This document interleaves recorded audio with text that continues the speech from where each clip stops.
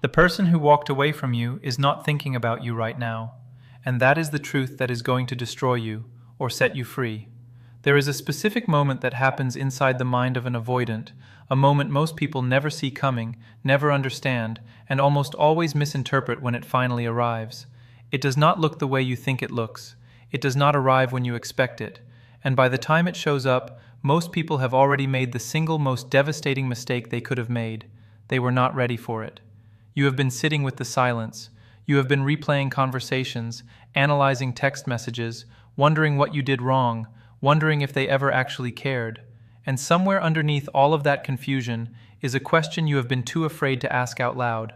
Will they ever regret this? That question deserves a real answer, not a comfortable one, not a soft one, a true one. What you are about to hear is not about revenge. It is not about winning someone back. It is about understanding the architecture of a specific kind of human mind, and more importantly, understanding what that means about the architecture of your own. Stay with this, because the timeline is not what you think. The avoidant does not leave because they stopped caring. That is the first thing you need to understand, and it is also the thing that will take you the longest to believe. They leave because caring became too much, because closeness to them is not a source of warmth, it is a source of danger. And that danger is not something they invented consciously. It was installed in them, deeply, early, by people and experiences they had no power over when they were small and completely dependent on the world to be safe. Psychology has a name for what drives the avoidant mind. It is called the avoidant attachment style, a pattern formed in childhood when emotional needs were consistently met with distance, dismissal, or emotional unavailability from caregivers. The child who reaches out and receives coldness does not keep reaching forever. The child adapts. The child learns that needing people is painful, that vulnerability is weakness, that the only safe position in any relationship is at the exit, close enough to feel something, far enough to survive the inevitable withdrawal. And then that child grows into an adult who runs every time something real begins to form. Not because they do not feel, but because they feel too much and have zero framework for surviving that feeling without destroying themselves. You were not left because you were not enough. You were left because they were not equipped. There is a profound difference between those two things, and most people spend years, sometimes decades, treating someone else's emotional limitation as evidence of their own inadequacy. That is one of the most psychologically damaging errors a person can make. You take on the weight of a wound that was never yours to carry. You reshape yourself, diminish yourself, question yourself, all in service of a problem that existed in another person long before you ever arrived in their life. The timeline of avoidant regret begins not the day they leave, but the day they begin to feel safe again. And that is the part no one tells you. Regret for an avoidant does not operate the way it does for most people. For most people, regret hits immediately. The grief is loud. The loss is felt in real time. But for an avoidant, the departure itself brings relief. That is not cruelty. That is psychology. When the thing that was causing them internal overwhelm is removed, the nervous system exhales. The walls come down slightly. The tension in the chest loosens. And for a brief window, they genuinely feel better. They feel lighter. They tell themselves they made the right call. They tell themselves you were too much, too needy, too intense.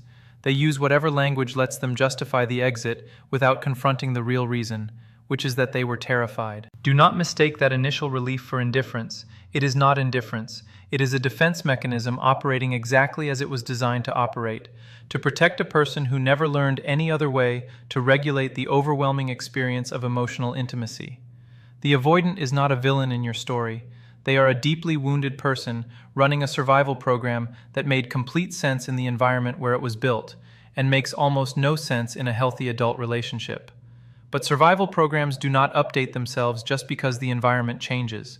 They run until something forces a confrontation with them. And for most avoidants, that confrontation does not come from within the relationship. It comes after, sometimes long after. Here is where the timeline starts to sharpen. In the first days and weeks after leaving, the avoidant is largely unreachable, not physically, but internally. The relief is still present. The space feels necessary. They fill it the way avoidants always fill space, with busyness, with independence, with the quiet satisfaction of not having to explain themselves or manage someone else's emotions. They might reach out briefly, sporadically, a message that means nothing and everything at the same time, a check-in that gives them information without requiring vulnerability. They are not doing this to manipulate you. They are doing it because the connection still exists in them, and they do not know what to do with that, so they poke at it gently from a safe distance, like testing a bruise to see if it still hurts. What you do in this window matters enormously. Most people, out of pain, out of genuine love, out of the desperate need to close the open wound, make contact. They reach out, they explain, they apologize for things they did not even do wrong. They offer to change, to be less, to need less, to shrink themselves into a shape the avoidant might find more tolerable. And every single time this happens, something very specific occurs inside the avoidant mind. The relief disappears. The walls go back up. Because now the thing they escaped has followed them. The emotional demand, even if it comes wrapped in love, triggers the exact same response that drove them to leave in the first place. And they pull back harder. They go colder. They confirm to themselves that leaving was correct. This is the cruelest irony of the entire dynamic. The more you pursue, the more justified their retreat becomes, in their own mind. The more you demonstrate your need for them, the more their nervous system says, "This is exactly what I was running from." And so the person who loves the most ends up, through the very expression of that love, pushing the other person further into emotional shutdown. It is not fair. It was never designed to be fair. It was designed by a childhood that had nothing to do with you, and it operates automatically, without conscience, without consideration for the damage it leaves behind. So the first phase of the avoidant regret timeline, and understand that this is a real, documented psychological process, is a phase of false clarity. They believe they made the right decision, they feel liberated, and if you are chasing them during this phase, you are not only hurting yourself, you are actively reinforcing their certainty that leaving was correct. The most powerful thing you can do during this phase is the thing that feels most impossible. Nothing. Complete, disciplined, unwavering silence, not as a strategy to get them back, not as a game, but as an act of genuine self-respect that communicates, without a single word, that you are not available to be someone's emotional comfort object, discarded and retrieved at will. The psychological weight of genuine silence from someone an avoidant actually cared about is unlike almost anything else they will experience, because silence is not neutral to them. Silence is the language they speak, and when you become fluent in it, when you stop calling, stop texting, stop posting things designed to make them feel your absence, you enter their territory. And in their territory, they begin to notice things they were too defended to notice while you were present. The second phase begins quietly. There is no dramatic moment. There is no sudden realization that strikes them like lightning in the middle of the night. It is far more subtle than that, and far more psychologically interesting. It starts with small things. A song that reminds them of something you said, a place you went together that they pass without intending to, a moment of genuine laughter with someone else that somehow feels hollow compared to what they remember laughing felt like with you. These are not big moments. They are tiny fractures in the wall they rebuilt after leaving.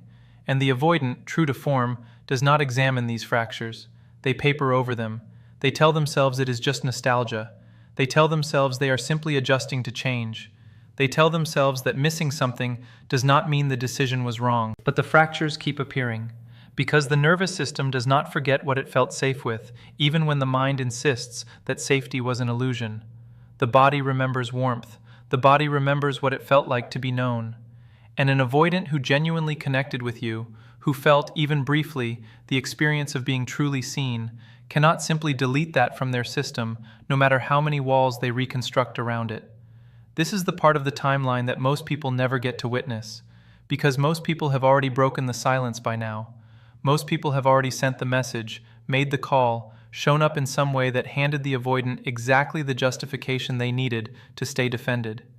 The people who stay silent, who commit fully to their own healing, who genuinely begin rebuilding their lives without the avoidant at the center, those are the people who unknowingly create the conditions for the second phase to deepen into something real. What happens in the second phase is that the avoidant starts to compare. Human beings are comparison machines. It is how the brain evaluates value, meaning, and loss. And the avoidant, now free to interact with the world without the vulnerability of a committed relationship, begins to encounter people who do not affect them the way you did. They go on dates, perhaps. They reconnect with friends. They fill their life with exactly the kind of low-stakes interaction that feels comfortable and manageable. And something starts to feel wrong. Not dramatically wrong, quietly wrong, like a note played slightly off key that no one else in the room seems to notice, but that they cannot unhear once they have heard it. The people they meet are fine. Some of them are interesting, some of them are attractive, but none of them produce that specific feeling, that particular quality of aliveness that they experienced with you. And the avoidant does not want to admit this, because admitting it means admitting that what they left was not the problem, that the problem was inside them. And that is a confrontation with the self that the avoidant has spent an entire lifetime engineering their existence to avoid. Carl Jung wrote that what you resist persists, and what you refuse to look at in yourself will be shown to you again and again through the people and circumstances your life attracts, until you finally gather the courage to examine it. The avoidant who refuses to look at their own attachment wound does not escape it by leaving a relationship. They carry it with them, perfectly intact, into every new space they enter, and it follows them, quietly, patiently, with the kind of consistency that only deeply rooted psychological patterns can sustain, until they stop running long enough to turn around and face it. The second phase of the timeline can last weeks. It can last months. For some avoidants, it lasts years.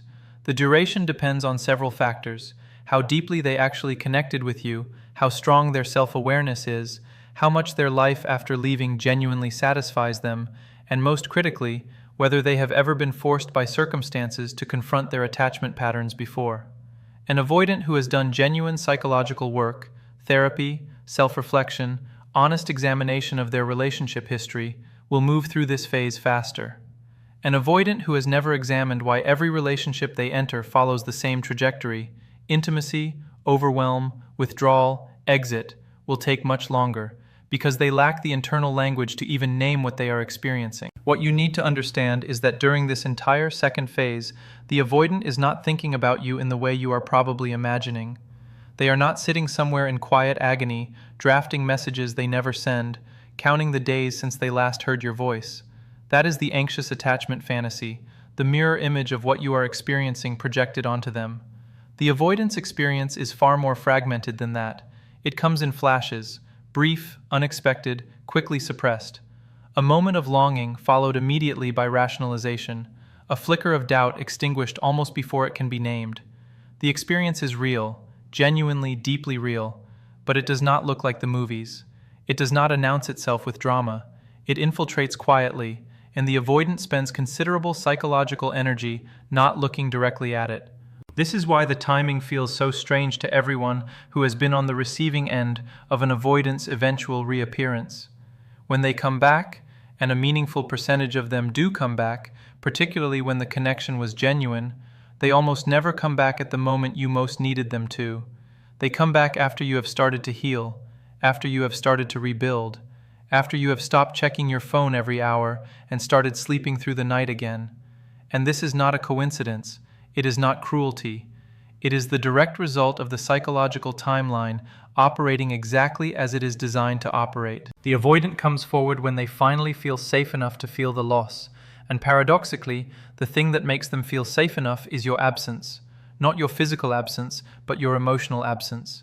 When you stop radiating need in their direction, when you stop being available at the margins of their life, when your energy fully withdraws and they can no longer feel the low hum of your waiting, something shifts in their internal landscape. The threat disappears, and without the threat, the defense has nothing to protect against. And without the defense running at full capacity, what was underneath it, the actual feeling, the real connection, the genuine loss, begins to surface. This is the moment the regret becomes conscious. Not vague and fragmented as it was in the second phase, but clear, present, and impossible to rationalize away. They think about specific things, not the relationship in abstract, but you specifically. The particular way you understood something they said without needing it explained. The specific quality of your presence in an ordinary moment. The version of themselves they were able to be when they were with you. A version that, if they are honest with themselves, they have not been able to access with anyone else since. And that recognition carries a weight that is unlike almost any other human experience. Because it is not just the loss of a person, it is the loss of a version of yourself. And that, for the avoidant who has spent years carefully constructing a self that does not need anyone, is genuinely destabilizing. The question that arrives in this moment, the question the avoidant finally cannot avoid asking, is whether it is too late. And what they do with that question reveals everything about whether they have actually grown or whether they are simply responding to the discomfort of loss without any real willingness to change what caused it in the first place. There is a version of avoidant regret that is genuine, and there is a version that is nothing more than the discomfort of loss masquerading as growth.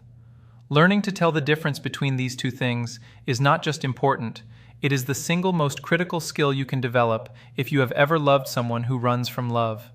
Because one version leads somewhere real, the other leads you directly back into the same cycle that broke you in the first place, just with a slightly different entry point and the same inevitable destination. The false version of avoidant regret sounds like this. They reach out, they tell you they miss you, they say things that sound like everything you needed to hear when they were leaving. They are warm where they were cold. They are present where they were absent. And if you have been in pain, which you have, because genuine love always produces genuine pain when it is disrupted, that warmth lands on you like water on cracked earth. You absorb it completely. You interpret it as proof that everything you felt was real, that the connection was not imaginary, that waiting was worth it. And in that moment you make a decision from the deepest part of your wound rather than from the clearest part of your mind. What you do not yet know, because the pain is too loud for this quieter truth to reach you, is that the avoidant who reaches out from unexamined regret has not changed. They have not done the work. They have not sat with the discomfort long enough to understand what it is telling them about themselves. They are reaching out because the loss has become more uncomfortable than the intimacy was, and that is a completely different thing from being ready for genuine connection. One is growth, the other is regulation. One is choosing you consciously, with full awareness of what that choice demands. The other is using you to soothe a discomfort that will return the moment the soothing works, because the underlying wound that drives the avoidant pattern is still completely intact. Viktor Frankl, who survived experiences that most human beings cannot even begin to imagine, wrote that between stimulus and response there is a space, and in that space lies human freedom and the capacity for growth. The avoidant who has genuinely grown has learned to inhabit that space. When the feeling of intimacy rises, when closeness starts to feel overwhelming, when vulnerability triggers the ancient alarm, they do not automatically run. They pause, they examine, they choose differently than they have chosen before, and that choosing differently is not comfortable for them. It is genuinely difficult. It requires them to tolerate levels of internal discomfort that their entire psychological system was constructed to avoid. Real growth in an avoidant does not look effortless. It looks like someone fighting against their own deeply wired instincts and choosing the relationship anyway. If the avoidant who comes back to you has not developed that capacity, you are not being offered a new beginning. You are being offered the same story with a more emotionally compelling opening chapter. And you need to be honest with yourself about what you are willing to accept, because that honesty is not just about protecting yourself from future pain. It is about refusing to participate in a dynamic that diminishes both of you. When you accept less than genuine change, you are not just hurting yourself. You are communicating to the avoidant that they do not need to do the hard work of transforming, that the pattern is acceptable, that you will be there regardless, and in doing so, you remove the very pressure that might have eventually forced them to grow. This is where the philosophy of self-respect intersects with psychology in a way that most people find deeply uncomfortable to confront. Because self-respect, genuinely practiced, is not a passive quality. It is not something you feel on good days and lose on hard ones. It is a discipline. It is a daily, sometimes hourly, commitment to treating yourself as someone whose needs and boundaries and emotional well-being matter. Not because someone else validated them, but because you decided they matter.